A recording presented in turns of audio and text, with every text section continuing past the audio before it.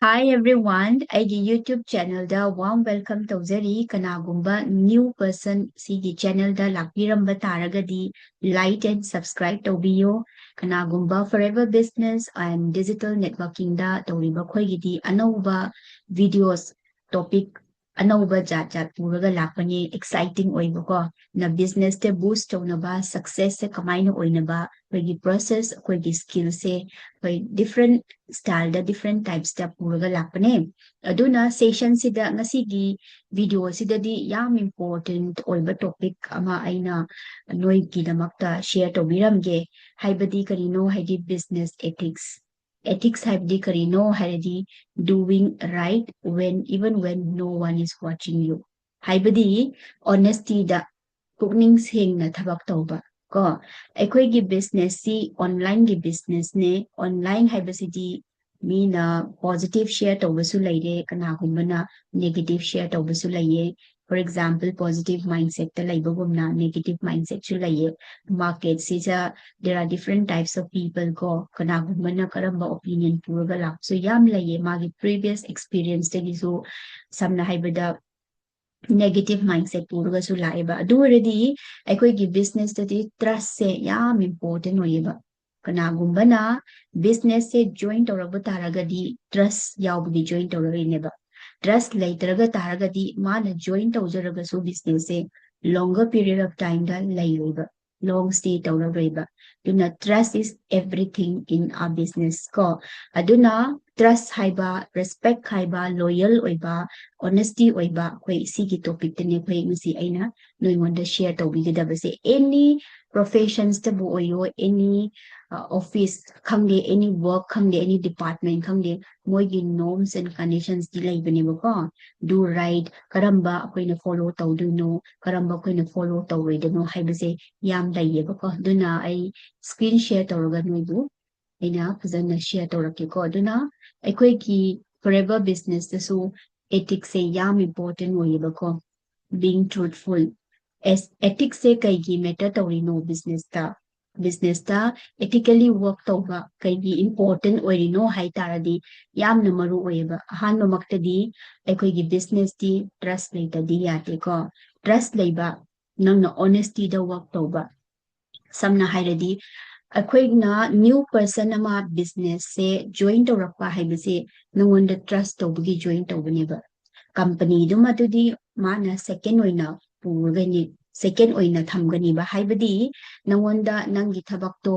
nangna mongonda share tawba the way you convey the message adugi matung inna mase nangonda trust tawbagi join tawrakpaneba gyan taidena aduna trust se hana build tawgudoine kana gumba mi amana questions hangbadasu karigumba doubt leiragasu objection leiragasu nangna phajana with clarity guide tawbidoine ba never misguide anybody any new person kana gumba na 2cc ai join tawraga aigi income se du monthly da lakadra hai taragadi noi kri haini hoi lakani join tawro kholo du haibi yadiye gyan tabra aduna nangna phajana guide tawdoine ba 2cc haibse karino ahanma maktada karigi 2cc tawdoino magi value karino magi benefit karino jana noina guide tawbinduini ina mana with clarity da decision lauraga with mindset clarity mindset dream lairaga lakta de accordingly mana work tawbagi matung ina successful laigani duga nangi business partner for a longer period of time how laigani ba gyan dai ko aduna ethics haibasidi aikoigi samna hairadi akoi responsibility amada work tawba leadership ki quality lakjaba ko aduga guidance phajana piba honesty da work tawba mutual respect da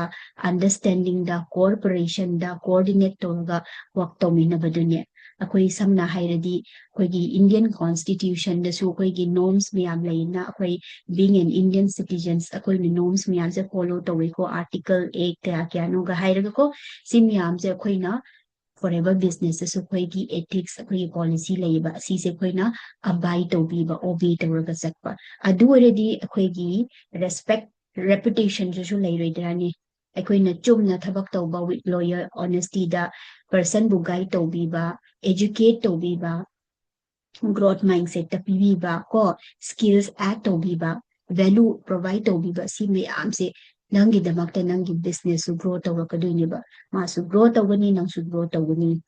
ꯀꯣ ꯑꯗꯨꯅ ethics ꯁꯦ ꯌꯥꯝ important ꯑꯣꯏꯌꯦ ethics ꯁꯦ ꯑꯩꯈꯣꯏꯒꯤ ꯕꯤꯖꯤꯅꯦꯁꯇ ꯀꯔꯤ ꯑꯣꯏꯗꯣꯏꯅꯣ ꯍꯥꯏꯕꯗꯣ one by one ꯑꯩꯈꯣꯏ ꯂꯧꯈꯠꯁꯦ no fake promises ꯃꯤ ꯑꯃꯗ ꯅꯪꯅ false promises ꯄꯤꯒꯅꯨꯕ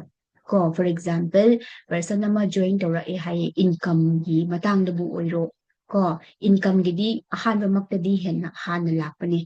income ꯁꯦ ꯑꯩꯈꯣꯏ ꯀꯃꯥꯏꯅ ꯇꯥꯟꯗꯣꯏꯅꯣ income ꯀꯃꯥꯏ ꯂꯥꯛꯇꯣꯏꯅꯣ ꯁꯝꯅ ꯍꯥꯏꯕꯗ ꯑꯩ 2cc ꯈꯛꯇ ꯗꯟ ꯇꯧꯔꯒ cc ꯈꯛꯇ ꯗꯟ ꯇꯧꯔꯒ ꯑꯩꯒꯤ income ꯂꯥꯛꯄ ꯍꯧꯒꯗ꯭ꯔꯥ ꯑꯩꯈꯣꯏꯒꯤ new personꯒꯤ mindsetꯇꯗꯤ queries ꯆꯃꯝꯅꯕ ꯌꯥꯝ ꯂꯩꯕꯅꯦꯕ ꯒ꯭ꯌꯥꯟ ꯇꯥꯏ ꯑꯗꯨꯅ ꯅꯪꯅ ꯐꯖꯅ guide ꯇꯧꯕꯤꯕ ꯇꯥꯕ ꯒ꯭ꯌꯥꯟ ꯇꯥꯏꯅ objection handlingꯕꯨ ꯑꯣꯏꯔꯣ ꯀꯔꯤꯒꯨꯝꯕ questions ꯃꯌꯥꯝ ꯂꯥꯛꯀꯅꯤ new join ꯍꯥꯏꯕꯁꯤꯗꯤ ꯈꯪꯗꯕꯅꯤꯅ ꯑꯗꯨꯒꯤ questionsꯇꯣ ꯅꯪꯅ patiently ꯅꯪꯅ listen ꯇꯧꯕꯤꯕ ꯇꯥꯔꯦ ꯇꯥꯛꯄꯤꯕ ꯇꯥꯔꯦ with examples share ꯇꯧꯕꯤꯕ ꯇꯥꯔꯦ ꯑꯗꯨꯒ ꯀꯅꯥꯒꯨꯝꯕ ꯁꯝꯅ ꯍꯥꯏꯕꯗ ꯀꯅꯥꯒꯨꯝꯕ ꯅꯪꯒꯤ ꯃꯔꯤ ꯃꯇꯥꯕꯨ ꯑꯣꯏꯔꯣ ꯅꯪꯒꯤ next to your door ꯂꯩꯃꯤꯟꯅꯕ ꯃꯤꯕꯨ ꯑꯣꯏꯔꯣ ꯍꯧꯖꯤꯛꯇꯤ social mediaꯅꯤꯅ ꯃꯥꯅ ꯀꯗꯥꯏꯗ ꯐꯔꯦꯕ ꯕꯤꯖꯤꯅꯦꯁꯁꯦ ꯈꯪꯂꯛꯀꯅꯤꯕ ꯅꯪꯅꯗꯤ invite ꯇꯧꯕꯤꯗ꯭ꯔꯦ ꯃꯥꯗꯤ ꯃꯤ ꯑꯇꯣꯞꯄꯗꯒꯤ invite ꯇꯧꯔꯒ join ꯇꯧꯔꯦ ꯑꯗꯣ ꯅꯪ ꯀꯣꯟꯊꯪꯗ ꯅꯪ ꯈꯪꯉꯛꯑꯦ ꯑꯩꯒꯤ ꯐ꯭ꯔꯦꯟꯁꯨ join ꯇꯧꯔꯝꯃꯤꯅꯤ ꯑꯗꯨꯒ ꯃꯥꯅ ꯑꯇꯣꯞꯄꯗ join ꯇꯧꯔꯦ ꯑꯁꯤꯗ join ꯇꯧꯁꯦ ꯂꯥꯎ ꯍꯥꯏꯔꯒ ꯅꯪꯅ ꯑꯃꯨꯛꯀ ꯔꯤꯁꯄꯣꯟꯁꯔ ꯇꯧꯕ ꯅꯪꯅ ꯅꯪꯒꯤ ꯐꯣꯜꯗꯔ ꯇꯧꯍꯟꯕ ꯈꯣꯠꯄ ꯑꯗꯨꯁꯨ ꯌꯥꯗꯦ ꯒ꯭ꯌꯥꯟ ꯇꯥꯕ꯭ꯔꯥ ꯑꯗꯨꯗꯣ unethical ꯑꯣꯏꯌꯦꯕ ꯀꯔꯤꯒꯨꯝꯕ ꯅꯪꯒꯤ ꯐ꯭ꯔꯦꯟ ꯑꯣꯏꯖꯔꯕ ꯇꯥꯔꯁꯨ ꯅꯪꯒꯤ cousin ꯊꯧꯔꯝꯕ ꯇꯥꯔꯒꯁꯨ ꯃꯥꯁꯦ he or she is under somebody's guidance ꯀꯅꯥꯒꯨꯝꯕ ꯃꯤꯅꯗꯤ ꯃꯤ energyꯁꯨ ꯄꯤꯕꯤꯔꯤꯅꯦ ꯇꯥꯛꯁꯨ ꯇꯥꯛꯄꯤꯔꯤꯅꯦ ꯅꯠꯇ꯭ꯔꯥ ꯑꯗꯨ ꯑꯣꯏꯗꯤ ꯃꯥꯒꯤ ꯇꯤꯝꯗ ꯃꯣꯏꯒꯤ ꯑꯇꯣꯞꯄ guidance ꯂꯩꯔꯕꯅꯦꯕ ꯅꯪꯅ ꯑꯃꯨꯛꯀ ꯄꯨꯔꯒ ꯂꯥꯛꯄ ꯑꯗꯨ ꯇꯧꯕ ꯌꯥꯗꯦꯕ ꯒ꯭ꯌꯥꯟ ꯇꯥꯏꯀꯣ ꯑꯗꯨꯒ income ꯃꯇꯥꯡꯗꯁꯨ ꯅꯣꯏꯅ ꯐꯖꯅ guide according to the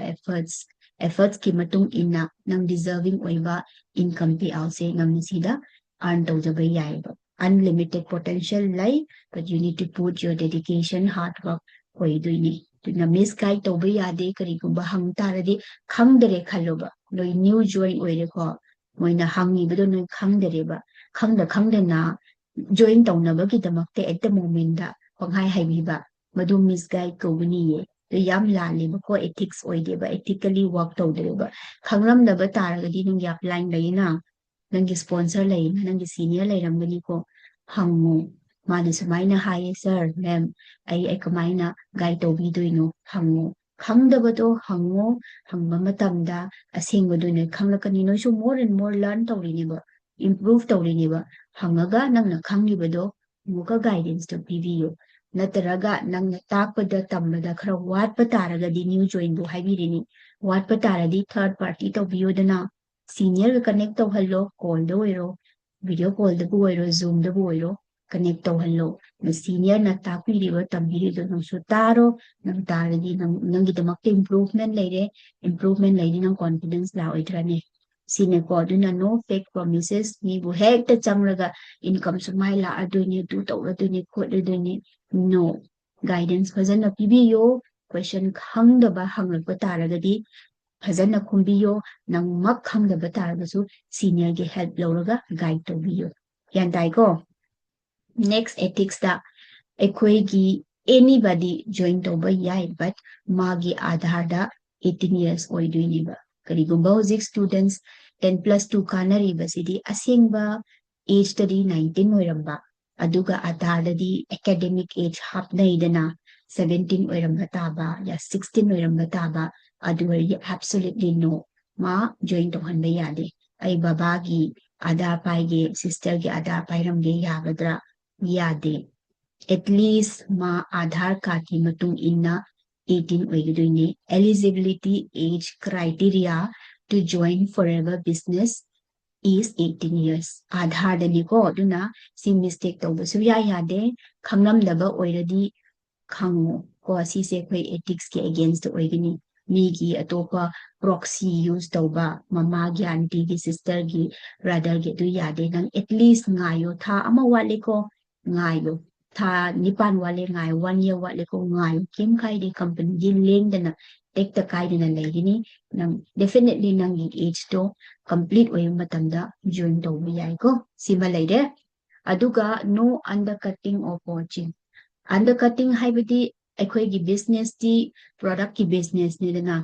ꯑꯗꯨꯅ ꯑꯩꯈꯣꯏꯒꯤꯗꯤ ꯂꯦꯚꯦꯜꯁꯨ ꯂꯩꯀꯣ ꯑꯩꯈꯣꯏꯒꯤꯗꯤ CCꯁꯨ ꯂꯩꯀꯣ ꯀꯔꯤꯒꯨꯝꯕ ꯁꯝꯅ ꯍꯥꯏꯕꯗ ꯅꯪꯒꯤ ꯃꯇꯝꯁꯦ ꯂꯣꯏꯁꯟꯗꯣꯏꯔꯦ ꯅꯪꯒꯤ ꯂꯦꯚꯦꯜꯁꯦ ꯑꯆꯤꯚ ꯇꯧꯅꯕ CC ꯈꯔ ꯋꯥꯠꯂꯦꯕ ꯑꯗꯨ ꯑꯣꯏꯔꯗꯤ ꯅꯪ ꯀꯔꯤ ꯇꯧꯔꯦ ꯄ꯭ꯔꯣꯗꯛꯁꯦ ꯅꯪꯅ ꯁ꯭ꯇꯣꯛꯇꯒ ꯂꯧꯕ ꯅꯪꯒꯤ IDꯗ ꯁ꯭ꯇꯣꯛꯇ ꯂꯧꯕ ꯑꯗꯨꯒ ꯇꯤꯝ ꯃꯅꯨꯡꯗ ꯅꯪꯅ ꯗꯤꯁꯀꯥꯎꯟꯗ ꯅꯪꯅ ꯄꯤꯊꯣꯛꯄ ꯈꯣꯠꯇꯣꯛꯄ ꯑꯗꯨꯁꯨ ꯌꯥꯝ ꯂꯥꯜꯂꯦꯀꯣ ꯑꯗꯨꯅ ꯑꯁꯤꯁꯨ ꯑꯟꯗꯔꯀꯠꯇꯤꯡꯗ ꯂꯥꯛꯀꯅꯤꯕ ꯑꯩꯒꯤ ꯂꯦꯚꯦꯜꯒꯤ ꯈꯛꯇꯗ ꯅꯪꯅ CC ꯖꯣꯝ ꯂꯧꯕ ꯑꯗꯨꯒ ꯁ꯭ꯇꯣꯛ ꯊꯝꯕꯗꯨꯅ ꯅꯣꯏꯒꯤ ꯇꯤꯝ ꯃꯅꯨꯡꯗ ꯅꯪꯅ ꯁꯦꯟꯅꯤꯡ ꯇꯧꯕ ꯗꯤꯁꯀꯥꯎꯟꯇꯕꯨ ꯑꯣꯏꯔꯣ ꯑꯗꯨ ꯌꯥꯝ ꯂꯥꯟꯕꯅꯤ ꯑꯗꯨꯒ ꯀꯔꯤꯒꯨꯝꯕ ꯅꯪꯅ ꯄ꯭ꯔꯣꯗꯛꯁꯦ ꯁ꯭ꯇꯣꯛꯇ ꯂꯧꯔꯝꯕ ꯅꯪꯒꯤ ꯈꯨꯠꯀꯤ IDꯗ ꯑꯗꯨꯒ ꯑꯦꯅꯤ ꯋꯦꯕꯁꯥꯏꯠꯇꯕꯨ ꯑꯣꯏꯔꯣ ꯑꯦꯅꯤ ꯃꯦꯕꯤ ꯑꯩꯈꯣꯏꯒꯤ ꯁꯣꯞꯄꯤꯡꯒꯤ ꯋꯦꯕꯁꯥꯏꯠ ꯌꯥꯝ ꯂꯩꯅ ꯑꯗꯨꯗꯒ ꯍꯥꯞꯄ ꯗꯤꯁꯀꯥꯎꯟꯇꯒ ꯅꯪꯅ ꯁꯦꯜ ꯇꯧꯊꯣꯛꯄ ꯑꯗꯨꯁꯨ ꯀꯝꯄ꯭ꯂꯤꯠꯂꯤ ꯅꯣ ꯌꯥꯗꯦꯀꯣ ꯑꯗꯨꯅ ꯀꯝꯄꯅꯤꯗ ꯋꯥꯔꯛ ꯇꯧꯔ ꯇꯥꯔꯒꯗꯤ ꯀꯝꯄꯅꯤꯒꯤ ꯑꯦꯊꯤꯛꯁ ꯀꯝꯄꯅꯤꯒꯤ ꯔꯨꯜꯗꯨ ꯅꯪꯅ ꯑꯦꯕꯥꯏꯗ ꯇꯧꯕꯤꯕ ꯇꯥꯏꯕ ꯑꯗꯨꯅ ꯑꯟꯗꯔꯀꯠꯇꯤꯡꯁꯨ ꯌꯥꯗꯦ ꯑꯗꯨꯒ ꯄꯣꯆꯤꯡ ꯍꯥꯏꯕꯗꯤ ꯑꯩ ꯍꯧꯖꯤꯛ ꯈꯛꯇ ꯍꯥꯏꯕꯤꯕꯗꯣ ꯀꯣ ꯃꯤ ꯄꯔꯁꯟ ꯑꯃ ꯀꯅꯥꯕꯨ ꯖꯣꯏꯟ ꯑꯣꯜꯔꯦꯗꯤ ꯇꯧꯈ꯭ꯔꯕ ꯅꯪꯅ ꯈꯪꯅꯔꯝꯕ ꯑꯣꯏꯖꯔꯁꯨ ꯑꯩꯉꯣꯟꯗ ꯑꯃꯨꯛꯀ ꯖꯣꯏꯟ ꯇꯧꯁꯦ ꯂꯥꯛꯑꯣ ꯍꯥꯏꯔꯒ ꯅꯪ ꯑꯃꯨꯛꯀ ꯖꯣꯏꯟ ꯇꯧꯍꯟꯕ ꯌꯥꯗꯦ ꯒ꯭ꯌꯥꯟ ꯇꯥꯔꯕ ꯀꯔꯤꯒꯨꯝꯕ ꯃꯥꯅ ꯑꯦꯅꯤ ꯄ꯭ꯔꯣꯗꯛꯄꯨ ꯂꯧꯔꯝꯂꯕ KYCꯕꯨ ꯗꯟ ꯇꯧꯔꯝꯂꯕ ꯅꯪꯅ ꯑꯃꯨꯛꯀ ꯖꯣꯏꯟ ꯇꯧꯍꯜꯂꯤ ꯃꯥꯒꯤ IDꯗꯨꯁꯨ ꯗꯨꯄ꯭ꯂꯤꯀꯦꯠ IDꯁꯨ ꯑꯣꯏꯒꯅꯤꯌꯦ ꯑꯗꯨꯅ ꯐꯣꯔꯑꯦꯚꯔꯗꯗꯤ ID ꯑꯃꯈꯛꯇꯗ ꯑꯩꯈꯣꯏ ꯃꯤꯡ ꯑꯃꯗ ꯈꯛꯇ ID ꯑꯃꯈꯛꯇ ꯄꯥꯟꯗꯣꯏꯅꯦꯕ ꯑꯅꯤꯁꯨꯅ ꯋꯥꯔꯛ ꯇꯧꯕ ꯌꯥꯗꯦ ꯐꯣꯔꯑꯦꯚꯔ ꯕꯤꯖꯤꯅꯦꯁꯁꯦ ꯌꯥꯝ ꯆꯥꯎꯕꯅꯤ ꯁ꯭ꯀ꯭ꯔꯨꯇꯤꯅꯤ ꯐꯖꯅ ꯇꯧꯕꯅꯤ ꯑꯩꯈꯣꯏꯅꯗꯤ ꯈꯪꯉꯝꯃꯣꯏꯀꯣ ꯃꯤ ꯁꯨꯛ ꯌꯥꯝꯅ ꯊꯕꯛ ꯇꯧꯅꯕꯕꯨ ꯈꯪꯔꯝꯗꯣꯏ ꯃꯥꯗꯤ ꯅꯣ completely wrong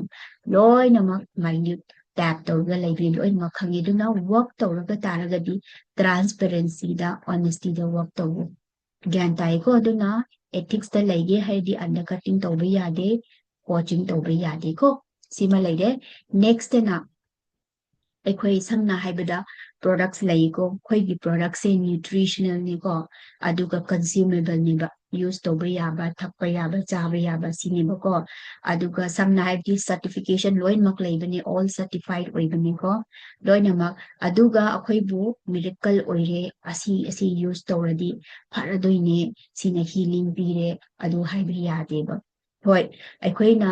ward of ꯃꯥꯎꯊ use ꯇꯧꯕ ꯌꯥꯏ ꯀꯔꯤꯒꯨꯝꯕ ꯑꯩꯈꯣꯏ ꯈꯅꯥꯎ ꯅꯨꯡꯉꯥꯏꯇꯕ ꯃꯇꯝꯗꯁꯨ ꯑꯩꯈꯣꯏ ꯈꯣꯏꯍꯤꯒ ꯁꯤꯡꯒ ꯁꯨꯔꯒ ꯃꯍꯤꯁꯦ ꯊꯛꯂꯗꯤ ꯍꯦꯟꯅ ꯐꯕꯅꯦ ꯀ ꯍꯥꯏꯕꯒꯨꯝꯕ ꯂꯩꯍꯧꯗ ꯑꯩꯈꯣꯏ ꯏꯁꯥꯁꯦ ꯈꯔ ꯏꯪꯊꯅꯕ ꯀꯣꯛꯇ ꯀꯩꯅꯣ ꯍꯥꯞꯂꯗꯤ ꯈꯣꯠꯂꯗꯤ ꯇꯣꯃꯦꯇꯣ ꯁ꯭ꯂꯥꯏꯁꯀ ꯍꯥꯞꯂꯗꯤ ꯏꯪꯊꯕꯅꯤ ꯈꯣꯠꯄꯅꯦ ꯑꯩꯈꯣꯏ ꯁꯖꯦꯁꯟꯁ ꯔꯤꯀꯃꯦꯟꯗꯦꯁꯟ ꯄꯤꯅꯗ꯭ꯔꯅꯤ ꯁꯨꯃꯥꯏꯅꯗꯤ ꯑꯩꯈꯣꯏ ꯔꯤꯀꯃꯦꯟ ꯇꯧꯕꯤꯕ ꯌꯥꯏ ꯕꯠ ꯑꯁꯤꯅ ꯑꯩꯈꯣꯏꯒꯤ ꯁꯝꯅ ꯍꯥꯏꯕꯗ ꯀꯔꯤꯒꯨꯝꯕ ꯀ꯭ꯔꯣꯅꯤꯛ ꯑꯦꯜꯃꯦꯟꯕꯨ ꯑꯣꯏꯔꯣ ꯑꯁꯤꯅ ꯍꯦꯟꯅ ꯐꯒꯅꯤ ꯁꯤ ꯍꯤꯂꯤꯡ ꯇꯧꯕꯅꯤ ꯁꯤꯅ ꯀ꯭ꯌꯣꯔ ꯇꯧꯒꯅꯤ ꯑꯁꯤ ꯑꯩꯈꯣꯏ ꯀ꯭ꯂꯦꯝ ꯇꯧꯕ ꯌꯥꯗꯦꯕ ꯒ꯭ꯌꯥꯟ ꯇꯥꯕ꯭ꯔꯥ ꯏꯟꯀꯝꯒꯤꯗꯁꯨ ꯑꯣꯏꯔꯣ ꯏꯟꯀꯝꯗꯁꯨ ꯑꯩꯈꯣꯏꯅ ꯀ꯭ꯂꯦꯝ ꯇꯧꯕ ꯌꯥꯔꯦ ꯏꯟꯀꯝ ꯍꯥꯏꯔꯤꯁꯤꯁꯨ ꯄꯔꯁꯟ ꯇꯨ ꯄꯔꯁꯟ ꯚꯦꯔꯤ ꯇꯧꯕꯅꯤ ꯂꯦꯚꯦꯜꯁ ꯃꯥꯟꯅꯔꯝꯕ ꯇꯥꯔꯒꯁꯨ ꯀꯅꯥꯒꯨꯝꯕꯅ ꯁꯨꯄꯔꯚꯥꯏꯖꯔ ꯂꯦꯚꯦꯜꯗ ꯋꯥꯔꯛ ꯇꯧꯔꯦ ꯀꯅꯥꯒꯨꯝꯕꯅ ꯃꯦꯅꯦꯖꯔ ꯂꯦꯚꯦꯜꯗ ꯋꯥꯔꯛ ꯇꯧꯔꯦ ꯂꯦꯚꯦꯜ ꯃꯥꯟꯅꯕ ꯇꯥꯔꯒꯁꯨ ꯅꯪꯒꯤ potential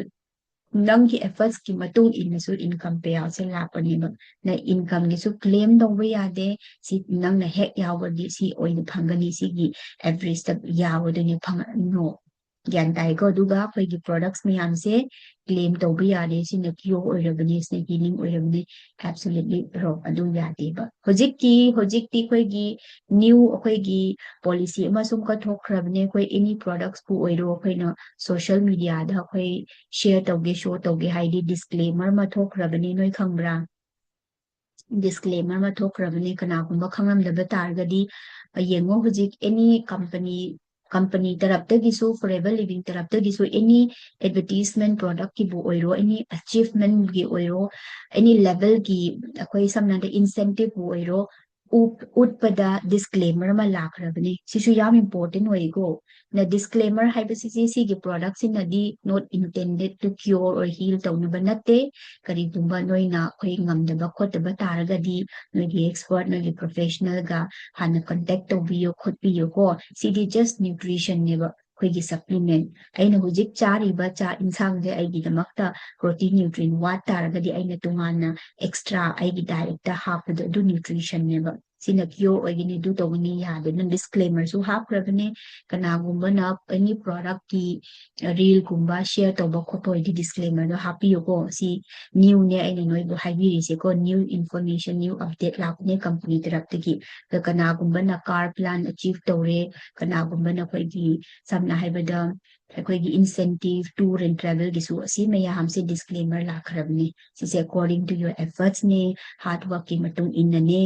forever the success haibse guarantee laite means hard work ki matung inna success haiba lakni have the disclaimer utadi yade si se fazana follow tawradoi ko nagumba na khanglamdaba taragadi misidagi khanghauro duga be informed next di karino hairadi khoi gi online business ne dana online business ne uji loy ma digital oire social media kana pai de belage social media digi ngate ne khoi no business khangi se ai su ngai ai su online digi ne si business forever living khangi se aduna social media se khoi kari gumba khoi na communication se share to ba ya de ba ko samna haibada khoi gi product khoi gi cc ka idin ko adu ka ko matamda kana gumba na combo whole bu oiro ya combo law na bagi bu oiro pesa thadok thajin do adu do ya de kari gumba khoi na nangi samna haibadi khoi gi pesa thage khotke ba hai oirma taragadi khoi gi FLP wallet se tuwana laibine My Forever India app khoi application na yedana madu han download tawhallo My Forever India app han download tawhallo adu download tawbada combo bu oiro khoi gi FLP wallet haina leibine kana gumba khangam da bataradi FLP wallet se kaide leigini di noi gi Forever app to open tawbada front page reflect torakani name ID lakani ko adu gi top left the 3 lines leine click tawbada my profile ki makhada FLP wallet na leine aduda mana hana 1k hapira 5k hapira hana habra moduga madu hapadusu koi online da Paytm GPay yabani bako aduga koi gi front page da muka wallet balance sign adudusu reflect tawakani ba safe and secure ne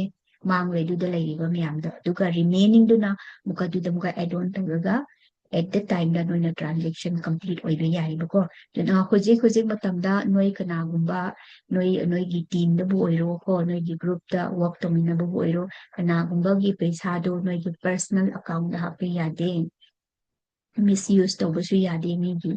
ko personal account da hape yade madu do ethic oide ko ethically work to bu oide na mi gi pesa do nang gi personal account da kap khalaga gp tawraga nang tawi ba du yam laliba yan tabra aduna masamakpu video conferencing call da kaurao screen share tobiyo tapiyo nangi business partner oirakuduni na hujik na hana khanghauda di kaidongi khangakudai ba ko aduna cc kakpo matamdasu khoi gi website ani leibane amana www.foreverliving.com amana elo store ni ba elo store haise khoi gi my forever india app tani ba aduna nangi personal ki account da paisa se thahalakanu instead of that khoi FLP wallet leibane aduda thahaloba yan dai ko sima leire duna next na karino hairedi forever business study khoi samna haibada success se pame aigi dream do fulfill toge hairedi nang matam da piba ta pani ba matam pi doine serious oi doine time management toba hai doine commitment nama dedication nama lai doine learning never ending learning tawduni leaders mayam gi noi trainings pirambe yai ko noi gi group da noi gi team da yawo ko leader atop gi khoina yawo phangba haibu se leader haibu su moi gi knowledge tungal le do moi gi learning tungal le do moi gi delivering style tungal le do ma gi maramda for example invitation gi nang henna point location mangamba leirakani amanam objection handling gi ne important oya following up the adu sir na he na phajana takpa tungana tip strategy miyam su taklapani ba learn tawshan lo matam pi da di yadi ko matam pi yo be committed forever business the success oige haidi ko at least 2 to 3 years the dedication se piyo nang at least 2 to 3 years pibo matam dang definitely nang nasana thanda changes nasana thandagi transformational se ubo khangani ba before and after joining forever haido urakani ye ꯒ꯭ꯌꯥꯟ ꯇꯥꯕ꯭ꯔꯥ ꯑꯗꯨꯅ dedication ꯑꯃ ꯄꯤꯕ ꯇꯥꯏ ꯅꯪꯒꯤ ꯇꯥꯏꯝꯗꯣ block ꯇꯧꯁꯜꯂꯣ learning ꯃꯇꯝꯗ ꯂꯔꯅꯤꯡꯒꯤ ꯍꯦꯕꯤꯠ ꯑꯃ ꯄꯨꯔꯛꯍꯜꯂꯣ ꯃꯇꯝ ꯄꯤꯊꯣꯛꯑꯣ ꯇꯥꯏꯝ ꯃꯦꯅꯦꯖ ꯇꯧ ꯌꯨꯝꯗ ꯂꯩꯕꯅꯤꯅ ꯃꯃꯥꯅ ꯊꯧꯗꯥꯅꯤ ꯀꯣꯂꯦꯖ ꯆꯠꯇꯕ ꯌꯥꯗꯦ ꯏꯃꯥꯟꯅꯕꯤ ꯈꯣꯏꯒ ꯀꯣꯏꯔꯨꯕ ꯌꯥꯗꯦ ꯀꯣꯏꯔꯣ ꯆꯠꯇꯕ ꯌꯥꯗꯦ ꯑꯗꯨ ꯃꯇꯥꯡꯗ ꯌꯥꯝ ꯂꯩꯇ꯭ꯔꯅꯦ ꯑꯗꯨꯅ ꯑꯦꯞꯁꯣꯂꯨꯠꯂꯤ ꯑꯩꯈꯣꯏꯒꯤ ꯇꯣꯉꯥꯟꯅ ꯏꯁꯥ ꯏꯊꯟꯗꯒꯤ ꯔꯦꯁꯇ꯭ꯔꯤꯛꯁꯟ ꯑꯃ ꯊꯝꯃꯣꯕ ꯇꯥꯏꯝ ꯄꯤꯔꯤꯌꯗꯇꯣ ꯁꯤ ꯃꯇꯥꯡꯗ ꯑꯩ ꯁꯤ ꯇꯧꯕ ꯌꯥꯔꯦ ꯄꯨꯡ 3 ꯄꯨꯡꯈꯥꯏ ꯐꯥꯎꯗꯤ ꯐꯣꯂꯣ ꯑꯞ ꯂꯧꯔꯝꯒꯦ ꯌꯥ ꯄꯨꯡ 5 ꯁꯤ ꯐꯥꯎꯗꯤ ꯃꯃꯥ ꯑꯩꯉꯣꯟꯗ ꯗꯤꯁꯇꯔꯕ ꯈꯔ ꯇꯧꯕꯤꯔꯨꯅꯨꯀꯣ ꯍꯥꯏꯔꯒ ꯅꯪꯒꯤ ꯏꯟꯚꯤꯇꯦꯁꯟ ꯀꯣꯂꯤꯡꯗꯁꯨ ꯄꯤꯕ ꯌꯥꯏꯅ ꯒ꯭ꯌꯥꯟ ꯇꯥꯕ꯭ꯔꯥ ꯑꯗꯨꯅ ꯁꯛꯁꯦꯁ ꯅꯤꯗꯁ ꯇꯥꯏꯝ ꯀꯔꯤꯒꯨꯝꯕ ꯌꯦꯡꯉꯣꯅꯦ ꯅꯪ ꯍꯩꯅꯧ ꯄꯥꯝꯕꯤꯒꯤ ꯃꯔꯨ ꯉꯁꯤ ꯊꯥꯔꯒꯕꯨ ꯍꯌꯦꯡ ꯑꯩꯈꯣꯏ ꯍꯦꯛ ꯍꯧꯒꯠꯂꯒꯕꯨ ꯍꯩꯅꯧꯒꯤ ꯇ꯭ꯔꯤꯗꯨꯕꯨ ꯆꯥꯎꯔꯝꯂꯒ ꯍꯩꯅꯧꯒ ꯄꯥꯜꯂꯝꯕ꯭ꯔꯣꯅꯦ ꯃꯇꯝ ꯆꯪꯗ꯭ꯔꯣꯕ ꯑꯗꯨ ꯑꯣꯏꯔꯗꯤ ꯁꯛꯁꯦꯁꯁꯨ ꯃꯇꯝ ꯂꯧꯒꯅꯤꯌꯦ ꯑꯗꯨꯅ ꯃꯇꯝ ꯄꯤꯌꯣ ꯐꯣꯔꯑꯦꯚꯔꯗ ꯁꯛꯁꯦꯁ ꯑꯣꯏꯔꯤꯕꯁꯦ ꯃꯇꯝ ꯄꯤꯔꯒ ꯋꯔꯛ ꯇꯧꯕꯒꯤꯅꯦꯕ ꯀꯣ ꯑꯗꯨꯒ ꯐꯣꯔꯑꯦꯚꯔꯗ ꯀꯅꯥꯒꯨꯝꯕ ꯀ꯭ꯋꯤꯠ ꯇꯧꯔꯝꯕ ꯇꯥꯔꯒꯗꯤ ꯀ꯭ꯋꯤꯠ ꯇꯧꯕ ꯍꯥꯏꯕꯗꯤ ꯒꯤꯞ ꯑꯞ ꯇꯧꯕ ꯑꯩꯈꯣꯏꯒꯤꯗꯤ ꯐꯦꯂꯔ ꯇꯥꯔꯦ ꯑꯗꯨꯅ ꯐꯣꯔꯑꯦꯚꯔꯗꯗꯤ ꯐꯦꯂꯔ ꯍꯥꯏꯕꯁꯦ ꯂꯩꯇꯦꯕ ꯐꯦꯂꯔ ꯑꯣꯏꯔꯤꯁꯦ ꯀꯅꯥꯅꯣ ꯍꯥꯏꯔꯗꯤ ꯒꯤꯞ ꯑꯞ ꯇꯧꯈꯤꯕ ꯀ꯭ꯋꯤꯠ ꯇꯧꯈꯤꯕ ꯂꯔꯅꯤꯡꯒꯤ ꯃꯣꯠꯇ ꯂꯩꯇꯕ ꯑꯗꯨ ꯈꯣꯏꯅꯅꯦꯕꯀꯣ ꯁꯛꯁꯦꯁꯇꯤ ꯂꯩꯒꯅꯤ ꯕꯠ ꯃꯇꯝ ꯄꯤꯕ ꯇꯥꯕ ꯂꯔꯅꯤꯡ ꯇꯧꯕ ꯇꯥꯕ ꯁ꯭ꯀꯤꯜꯁ ꯂꯧꯕ ꯇꯥꯕ ꯑꯗꯨꯒ ꯑꯩꯈꯣꯏꯅ ꯑꯦꯛꯁꯟꯗ ꯋꯔꯛ ꯇꯧꯕ ꯇꯥꯕ ꯁꯤꯅꯤ ꯑꯗꯨꯒ ꯅꯣꯏꯕꯨ ꯑꯔꯣꯏꯕ ꯑꯩꯅ ꯍꯥꯏꯅꯤꯡꯂꯤꯕꯗꯤ ꯐꯣꯔꯑꯦꯚꯔꯒꯤ ꯀꯅꯥ ꯄꯣꯂꯤꯁꯤ ꯄꯥꯒꯦ ꯀꯅꯥ ꯄꯣꯂꯤꯁꯤ ꯄꯥꯕ ꯂꯩꯔꯤꯒꯦ ꯅꯣꯏꯒꯤ ꯃꯔꯛꯇ ꯀꯝꯄꯅꯤꯗ ꯊꯕꯛ ꯇꯧ ꯇꯥꯔꯒꯗꯤꯀꯣ ꯑꯦꯊꯤꯛꯁ ꯈꯪꯕ ꯇꯥꯕꯅꯦ ꯄꯣꯂꯤꯁꯤ ꯈꯪꯕ ꯇꯥꯕꯅꯤꯀꯣ ꯑꯗꯨꯅ ꯑꯩꯈꯣꯏꯒꯤ ꯄꯣꯂꯤꯁꯤꯁꯦ ꯀꯗꯥꯏꯗ ꯐꯪꯒꯅꯤ ꯍꯥꯏꯗꯤ ꯅꯣꯏꯒꯤ www.foreverliving.com ꯑꯗꯨꯗ ꯀꯝꯄꯅꯤꯒꯤ ꯄꯣꯂꯤꯁꯤꯁ ꯃꯥꯒꯤ ꯀꯣꯗ ꯑꯣꯐ ꯄ꯭ꯔꯣꯐꯦꯁꯅꯦꯜ ꯀꯟꯗꯛ ꯂꯣꯏꯅꯃꯛ ꯐꯖꯅ ꯏꯔꯒ ꯂꯩꯔꯕꯅꯤ ꯀꯔꯤ ꯇꯧꯗꯣꯏꯕ ꯀꯔꯤ ꯇꯧꯔꯣꯏꯗꯕ ꯀꯣ ꯏꯟꯁꯦꯟꯇꯤꯞꯀꯤ ꯃꯇꯥꯡꯗ ꯑꯗꯨꯒ ꯐꯣꯔꯑꯦꯚꯔ ꯇꯨ ꯗ꯭ꯔꯥꯏꯚ ꯑꯩꯈꯣꯏꯒꯤ ꯀꯥꯔ ꯄ꯭ꯂꯥꯟꯒꯤ ꯃꯇꯥꯡꯗ ꯑꯩꯈꯣꯏ ꯁꯝꯅ ꯍꯥꯏꯕꯗ ꯇꯨꯔ ꯑꯦꯟ ꯇ꯭ꯔꯥꯚꯦꯜꯒꯤ ꯃꯇꯥꯡꯗ ꯑꯩꯈꯣꯏꯒꯤ ꯃꯌꯥꯝ ꯂꯩꯌꯦꯗꯅ ꯑꯗꯨꯒ ꯑꯩꯈꯣꯏꯒꯤ ꯁꯝꯅ ꯍꯥꯏꯕꯗ ꯄ꯭ꯔꯣꯗꯛꯠꯁꯀꯤ ꯃꯇꯥꯡꯗ ꯁ꯭ꯄꯣꯟꯁꯔꯤꯡꯒꯤ ꯃꯇꯥꯡꯗ ꯁꯤꯒꯤ ꯃꯇꯥꯡꯗ ꯂꯦꯕꯦꯜꯁꯀꯤ ꯃꯇꯥꯡꯗ ꯌꯥꯕ ꯌꯥꯗꯕ ꯍꯥꯏꯕꯁꯦ ꯌꯥꯝ ꯂꯩꯕꯅꯦꯕ ꯄꯣꯂꯤꯁꯤ ꯌꯥꯝ ꯁꯥꯡꯗꯤ ꯁꯥꯡꯕꯅꯦꯀꯣ ꯑꯗꯨꯅ ꯑꯦꯠꯂꯤꯁ ꯅꯣꯡꯃꯗ ꯅꯪꯅ ꯁ꯭ꯂꯥꯏꯠ 1-2 ꯄꯥꯔꯝꯒꯦꯔꯥ ꯅꯦꯛꯁ ꯗꯦꯗꯅ ꯑꯃꯨꯛꯀ 2-3 ꯄꯥꯔꯝꯒꯦꯔꯥ ꯁꯨꯃꯥꯏꯅ ꯇꯧꯔꯒ ꯐꯖꯅ ꯌꯦꯡꯉꯨꯀꯣ ꯑꯗꯨꯅ ꯀꯝꯄꯅꯤꯗ ꯊꯪꯒꯩ ꯁꯦꯡꯅ ꯅꯪꯅ ꯗ꯭ꯔꯤꯝ ꯂꯩꯔꯒ ꯐꯣꯔꯑꯦꯚꯔꯗ ꯌꯥꯎꯔꯛꯂꯕꯅꯤꯅ ꯗꯦꯗꯤꯀꯦꯁꯟꯗ ꯅꯣꯂꯦꯖꯁꯨ ꯂꯧꯋꯣ ꯅꯣꯂꯦꯖ ꯂꯧꯕ ꯇꯥꯔꯒꯗꯤ ꯅꯪꯅ ꯄꯔꯁꯟꯗꯁꯨ ꯒꯥꯏꯗ ꯇꯧꯕ ꯉꯝꯒꯅꯤ ꯑꯩꯈꯣꯏꯒꯤ ꯕꯤꯖꯤꯅꯦꯁꯇꯤ ꯃꯤꯕꯨ ꯀꯟꯚꯤꯟꯁ ꯇꯧꯅꯕꯒꯤ ꯕꯤꯖꯤꯅꯦꯁ ꯅꯠꯆꯗꯦꯀꯣ ꯑꯦꯖꯨꯀꯦꯠ ꯇꯧꯋꯣ ꯒ꯭ꯌꯥꯟ ꯇꯥꯕ꯭ꯔꯥ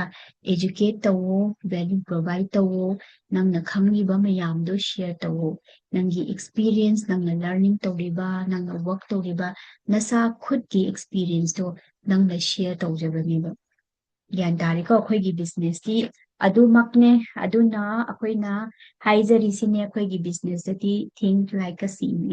CEO ꯍꯥꯏꯕꯗꯤ ꯑꯩꯈꯣꯏ ꯁꯝꯅ ꯍꯥꯏꯕꯗ ꯑꯩꯈꯣꯏ ꯑꯣꯐꯤꯁꯀꯤ ꯆꯤꯐ ꯑꯦꯛꯖꯤꯀ꯭ꯌꯨꯇꯤꯚ ꯑꯣꯐꯤꯁꯔꯗꯨ ꯅꯠꯇꯕ ꯑꯩꯈꯣꯏ CEO ꯒꯨꯝꯅ ꯊꯕꯛ ꯇꯧꯋꯣ ꯍꯥꯏꯕꯗꯤ ꯑꯩꯈꯣꯏꯒꯤ ꯐꯣꯔꯑꯦꯚꯔ ꯕꯤꯖꯤꯅꯦꯁꯇꯗꯤ CEO ꯃꯤꯟꯁ ꯑꯩꯈꯣꯏꯒꯤ ꯁꯝꯅ ꯍꯥꯏꯕꯗ ꯑꯩꯈꯣꯏ ꯆꯤꯐ ꯑꯦꯖꯨꯀꯦꯁꯟ ꯑꯣꯐꯤꯁꯔꯅꯦꯕ ꯑꯩꯈꯣꯏꯒꯤ ꯅꯣꯂꯦꯖ ꯃꯌꯥꯝꯗꯣ ꯁꯤꯌꯔ ꯇꯧꯕꯅꯦꯕꯀꯣ ꯒ꯭ꯌꯥꯟ ꯇꯥꯔꯦꯀꯣ ꯑꯗꯨꯅ ꯉꯁꯤ ꯑꯁꯤꯒꯤ ꯁꯦꯁꯟꯁ ꯑꯁꯤꯒꯤ ꯚꯤꯗꯤꯑꯣꯁꯦ ꯑꯁꯤ ꯐꯥꯎ ꯈꯛꯇꯅꯦ ꯑꯩꯅ ꯅꯣꯏꯒꯤꯗꯃꯛꯇ ꯑꯩꯈꯣꯏ ꯑꯦꯊꯤꯛꯁꯀꯤ ꯃꯔꯝꯗꯀꯣ ꯐꯣꯔꯑꯦꯚꯔ ꯕꯤꯖꯤꯅꯦꯁꯇ ꯅꯪ ꯇ꯭ꯔꯥꯟꯁꯄꯦꯔꯦꯟꯁꯤꯗ ꯁꯛꯁꯦꯁ ꯂꯣꯡ ꯇꯔꯝ ꯁꯛꯁꯦꯁ ꯅꯤꯗ ꯄꯥꯝꯕ ꯇꯥꯔꯒꯗꯤ ꯅꯣꯏ ꯑꯝꯇ ꯈꯜꯂꯣꯅꯦ ꯁꯝꯅ ꯍꯥꯏꯕꯗ ꯑꯟꯑꯦꯊꯤꯀꯦꯂꯤ ꯁꯝꯅ ꯍꯥꯏꯕꯗ ꯔꯣꯡꯂꯤ ꯋꯔꯛ ꯇꯧꯔꯒ ꯁꯣꯔꯠ ꯇꯔꯝ ꯁꯛꯁꯦꯁꯇꯣ ꯄꯥꯝꯕ꯭ꯔꯥ ꯌꯥ ꯋꯤꯠ ꯇ꯭ꯔꯁ ꯑꯦꯟ ꯑꯣꯅꯦꯁꯇꯤꯗ ꯋꯔꯛ ꯇꯧꯔꯒ ꯂꯣꯡ ꯇꯔꯝ ꯁꯛꯁꯦꯁ ꯄꯥꯝꯕ꯭ꯔꯥ ꯑꯝꯇ ꯍꯥꯏꯌꯨꯅꯦ ꯀꯃꯦꯟꯗꯁꯨ ꯇꯧꯕ ꯌꯥꯏꯀꯣ ꯑꯩꯈꯣꯏꯅ ꯂꯣꯡ ꯇꯔꯝ ꯁꯛꯁꯦꯁ ꯄꯥꯝ ꯇꯥꯔꯒꯗꯤ ꯑꯩꯈꯣꯏꯒꯤ ꯄ꯭ꯂꯦꯠꯐꯣꯝꯁꯦ ꯑꯦꯊꯤꯛꯁꯁꯦ ꯐꯖꯅ ꯐꯣꯂꯣ ꯇꯧꯕꯤꯕ ꯄꯔꯁꯟꯁ ꯂꯥꯛꯄ ꯃꯌꯥꯝꯕꯨꯁꯨ ꯒꯥꯏꯗ ꯐꯖꯅ ꯇꯧꯕꯤꯕ ꯏꯟꯐꯣꯔꯃꯦꯁꯟꯁ ꯐꯖꯅ ꯄꯤꯕꯤꯕ ꯅꯣꯂꯦꯖ ꯁꯤꯌꯔ ꯇꯧꯕꯤꯕꯗꯨꯅꯤꯀꯣ ꯑꯗꯨꯅ ꯑꯩꯈꯣꯏꯒꯤ ꯕꯤꯖꯤꯅꯦꯁꯇꯤ ꯃꯤꯅ ꯍꯪ ꯇꯥꯔꯒꯗꯤ ꯑꯩꯈꯣꯏ ꯀꯟꯚꯤꯟꯁ ꯇꯧꯕꯒꯤ ꯕꯤꯖꯤꯅꯦꯁ ꯅꯠꯆꯗꯦ ꯑꯩꯈꯣꯏ ꯀꯟꯚꯤꯟꯁ ꯇꯧꯗꯦ ꯃꯤ ꯃꯁꯥ ꯃꯊꯟꯇ ꯗꯦ ꯀꯟꯚꯤꯟꯁ ꯃꯁꯥ ꯃꯊꯟꯇ ꯀꯟꯚꯤꯟꯁ ꯇꯧꯕ ꯂꯥꯛꯄꯅꯦꯕ ꯍꯥꯏꯕꯗꯤ ꯅꯪꯅ ꯚꯦꯂꯨ ꯄ꯭ꯔꯣꯚꯥꯏꯗ ꯇꯧꯕꯅꯦ ꯑꯦꯖꯨꯀꯦꯁꯟ ꯄꯤꯕꯤꯕꯅꯦꯕꯀꯣ ꯅꯪꯒꯤ ꯑꯦꯛꯁꯄꯤꯔꯤꯌꯦꯟꯁꯇꯣ ꯁꯤꯌꯔ ꯇꯧꯕꯅꯦꯕ ꯗꯤꯁꯤꯖꯟ ꯏꯁ ꯑꯣꯜ ꯗꯤꯌꯔꯁ ꯅꯠꯇ꯭ꯔꯥ ꯃꯣꯏꯅ ꯗꯤꯁꯤꯖꯟ ꯂꯧꯔꯒ ꯂꯥꯛꯇꯣꯏꯅꯤ aduna persons anova join tawrakadi misguide tawganu phajana with clarity mindset nangna khangjaba miyam se share tawo duga nangna khanggadabadi kaino nangna khanggadabadi nasa mak nasu knowledge lawo je aina policy pawo have the policy su pawo masi ki video si yengba loiraga www.com.foreverliving.com na changaga policy se pawo ko policy su pawo knowledge lawo aduga aigi YouTube channel da su valuable video mayam ya knowledge khangramba taragadi like and subscribe to aduga noigi team da su noina forward to ba yai video mayam se ko dona I wish you all the best mathang gi video da muka thengnarase take care everyone